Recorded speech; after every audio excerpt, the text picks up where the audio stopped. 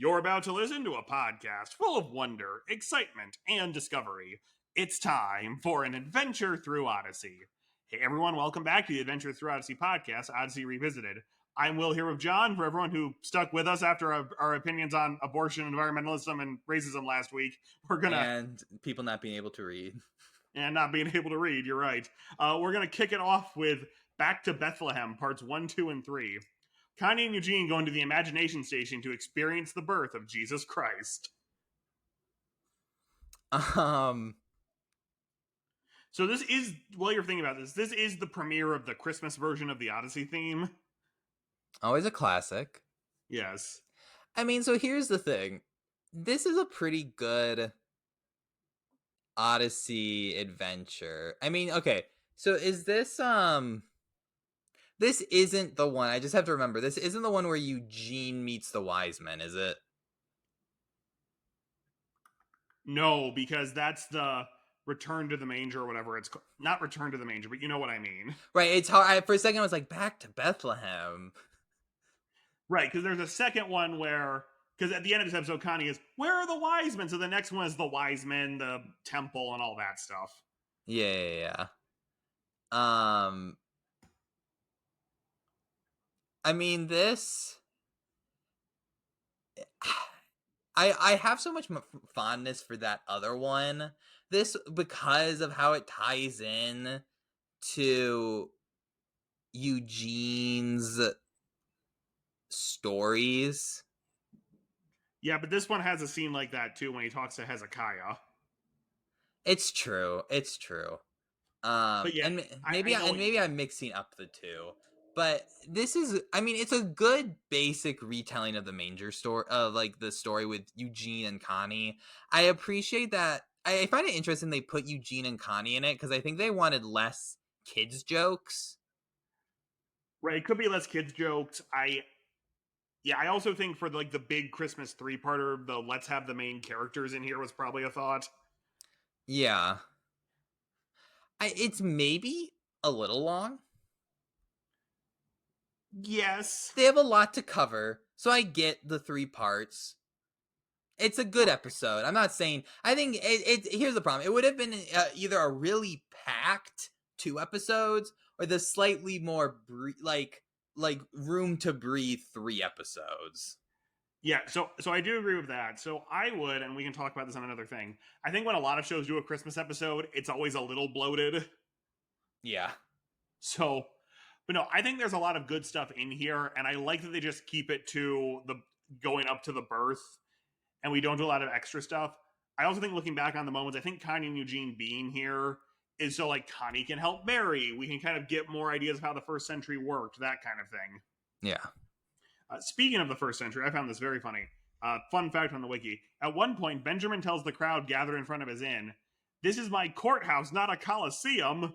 Not the Colosseum. However, the Colosseum wasn't built until around AD 70, long after Christ left Earth, and certainly not before his birth.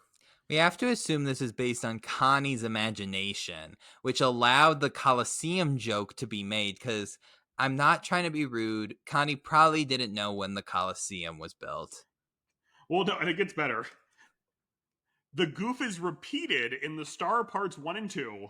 St. Paul, An Appointment with Caesar, and Blackguard's Revenge. Look, to be honest, the thing with the imagination station is all this stuff is easily hand-waved to say, like, well, it's in their imaginations, and so they, like, imagined up that Colosseum joke. Oh, that's possible. It's also hard to make a good Roman joke that a kid's gonna understand. It's like, the Colosseum's in Rome. Yeah, no, wait, that's a good point. You're gonna make some pizza jokes. You could. But yeah, so I think it's a very good episode. I think it's kind of one of the first moments of like maybe Eugene will become a Christian when he is crying at the end of the adventure. Yeah, I should take back what I said. This is a good episode for Eugene development. I think it's hard because Eugene does 2 kind of similar things in both episodes. Yes. Like, it's like he's with Hezekiah in this one. And then he's with the wise men in the other one. Right. So it now that I think about it, I was like, oh, some of this stuff did happen in this episode. They like blend together though, because they basically, I think at that point, I mean, I think they always knew Eugene was going to be a Christian. Yeah. I think probably, right. This was like the first, like, let's give him a hint. And I think then the second one, they were like, well, here's maybe his arc. We're going to take him on. I think you're right. And the episodes don't blend together in my head. They do definitely play like direct sequels to each other, which is probably the point. Yeah. So, yes, a really good Christmas episode, a perennial classic. Wait, perennial, right? I don't know. Probably. Anyway, next episode, The Adventure of the Adventure, a look at the creation and production of Adventures in Odyssey. I love how the first discussion question here is, what is your favorite adventure in Odyssey? Ah. They get even better. How is Odyssey different from your hometown? Which Odyssey character do you think would make the best friend? If you could spend one day in Odyssey, who would you want to share with? I love that. These are great questions. Because they're not about God at all. Not because I am anti-Christian. I just find it very funny that these are not really questions about Jesus. Yeah, you could even say what if they wanted a good one. What they should have done is, what about adventure? Like, what have you learned about God from Adventures in Odyssey? That would have been a good question. So I mean, this is good. I guess it's nice to see a little bit about the creation and behind the scenes stuff. Yes. You'd have to wonder, would they try to do like? I mean, clip shows were to like save money. Yes. Part of me is like, would they do one today that's supposed to like catch you up on who people are? Well, now that you've got all the episodes available on the app, do you really need that? I guess not, but because I mean this episode's also that, like, if you just started tuning into Odyssey, here is 30 minutes of just a crash course. Yeah. So, because that's kind of what the episode, the Auld Lang Syne episode was the previous year, where it's here's everybody in the show. I still also think this feels like an episode you could shop around to radio stations and churches to get them to buy into the program. Yeah. So, but yeah, a decent clip episode. I like the wraparound this time of Chris doing it instead of Whit and Tom having a New Year's party. Yeah. I don't know why. I just always find it weird when they have to contrive. Anyway, next episode, Melanie's Diary. Melanie Jacobs finds revenge after her sister Robin snoops in her diary. Okay, so interestingly, my memory of this episode is how much our mother hated it because of how mean the sisters were to each other. I do kind of remember that. So, I mean, okay, so the diary thing's obviously bad. Like, she shouldn't read in the diary. Right. But yeah, the sister goes like crazy a little bit. You know? Like, I mean, it's supposed to show like the badness of revenge, but it is like, it's hard because I get it. I like, if I had like this personal diary and then someone read it, I guess I would be pretty mad. But it is always like Odyssey kids sometimes don't goof around about getting revenge on their siblings. I was about to say that. Like, I'm all for some fun sibling revenge. This goes like, I feel like there's a line here that gets crossed. Well, yeah, it's like, and maybe like just from a different era. But I mean, it's stuff like Donna being like, I mean, and like wishing Jimmy was never born, like she was a single child, isn't the worst thing. But it's like, oh, but we're gonna create an alternate world, the one where the brother yells at the baseball practice and he's like, "Go home." Right. And in this one, and because I hate to say it, to me, there's a difference between a fun prank and ruining your sister's chance at something. Yeah. Yeah, that's. If they made this episode today, it'd be about the dangers of social media or something. Yeah, it's like first, like humiliating in front of Eugene, getting a bad grade, and then like it's not comparable. Right. And it's like, that's supposed to be right. Like, can revenge ever truly be comparable? Oh, yeah. Yeah, and there's also another thing I would just like to point out. Melanie kind of gets away with it. here's what's funny. All these things where it's like, oh, like you did this, like it's like a weird thing, right? It's not like it, but it's like the Arthur episode where Arthur punches DW, and DW is doing things that are objectively bad, and then like Arthur punches him, and like DW gets away with it, and it's like, here's the thing, it's like Robin doesn't get away with get kind of also gets away with the thing, but because the episode's supposed to like show like forgiveness at the end You of mean it. Melanie, right? Well, does Robin get punished for the She doesn't, but she gets so here's what I mean, because she gets so humiliated, she buys Melanie a diary, right? kind of like retroactively realizing what she did, which makes Melanie feel, according to as the wiki says, 2 feet tall for all the pranks. However, I believe the episode ends with her not coming clean. Well, or is it supposed to be? See, remembering the end of this episode, it's ambiguous whether Robin really like if Robin like suspects it was Melanie, or if it's Right. like a little ambiguous. I think right. It just, I'm not saying we need to like have her get busted. I was just surprised that, oh right, she sort of gets away with it, which is interesting, even though she feels bad. And I don't need to have them sit down and get punished. It's just, you know. Yeah, I mean, it's always weird where it's like, where are their parents in this? Right. Well, speaking of that, I would also like to point this out. This episode marks the first appearance of Melanie. This is on the wiki trivia, who had never been mentioned up on the program previously. Melanie's existence makes the line in Bad Luck about Robin being, quote, the Jacob's girl somewhat questionable in retrospect. So, I really hope we get an Elsewhere in Odyssey comic about this that tells us Melanie was adopted or at boarding school or something. No. It's probably just that one was in elementary school, one was in junior high. So at junior high, they would have referred to her as the Jacobs girl. No, that was the police. Look, who called her the Jacobs girl. Look, but I think that's pushing it a little far. I think that assumption that like you can't say, oh, like that like the ward boy or something like that. I guess that's true.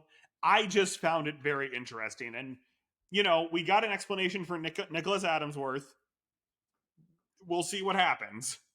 Yes, I personally, I think that is such a low. I don't think anyone cares. All right, next episode, The Vow. Donna Barkley gets the impression that her parents are heading for a divorce, so she sets up a plan to keep the two of them together. Okay. So this is obviously part of the fallout of Reagan's whole no-fault divorce thing in the late 80s, but yeah. I feel like this is a bit of a too much of an episode, because this episode's supposed to be like, oh, if you're a really good Christian, if your parents are good Christians, you don't have to worry about them getting divorced. But what the first 4/5 of this episode does is make kids worried about their parents getting divorced. Yes, I do agree. And so, because I feel like this whole episode, it like any time like our parents had an argument, I thought of this episode being like, oh no, are they gonna get a divorce? Because it's here's the problem. I thought of a lot of kid shows that did that. Like they showed my parents are fighting and they got a divorce. Right.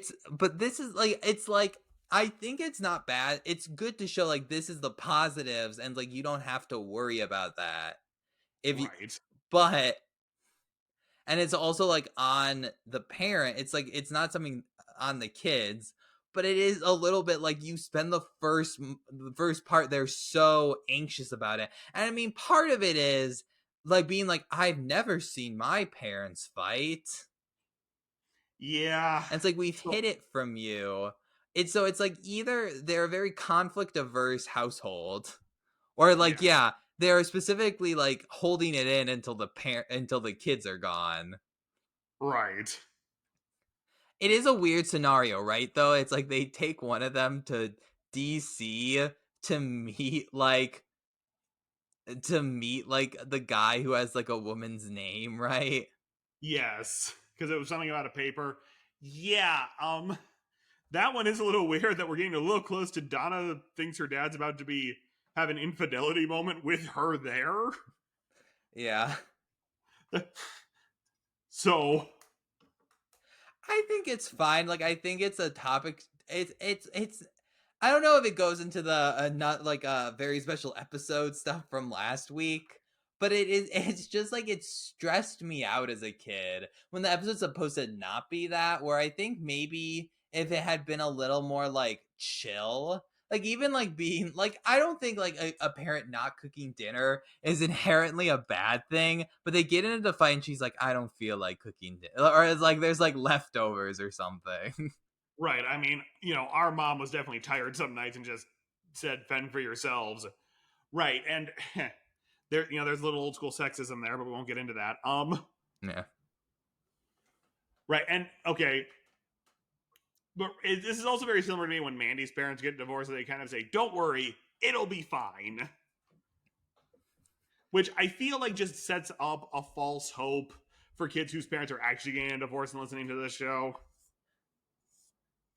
Yeah, I mean, it's hard though, right? Because any in Odyssey, most people who don't forgive or try to fix their mistakes are generally viewed as like bad characters. Yes. And so it is hard to bring, it's like Connie's dad. Oh, that's a good comparison. Connie's dad is viewed as a bad character. Not like irredeemable or horrible, but like he every time he shows up, he does stuff where it's like, that's not good. I would agree with this. And like his general persona is he's not an antagonist, but he's not like a character where you're like, oh, that's like a good character. And so it's hard to keep a character like that on an Odyssey, on the show like Odyssey, where the whole idea is it's supposed to be teaching lessons. And if you just have like immoral characters. I mean, like that's like what Bart was. Oh yeah. But Bart like that whole like that whole dynamic is that whole family was just like these are a group of like immoral characters that cause trouble. And having like a kid who you actually care about, sorry, I mean like I guess we care about Rodney to some degree as much as any person, but like a kid that you really are feeling empathetic for, like Mandy, Yeah. it's a little hard. I totally agree with this. Yeah, but so right, back to the episode. Quick wrap up on the episode. No, I think it's a solid, again, kind of 90s feeling episode about divorce. I think the ending is sweet where they renew their wedding vows. That kind of feels like focus on the family saying, "Hey parents, renew your wedding vows in front of your kids so they know you're serious." Yeah.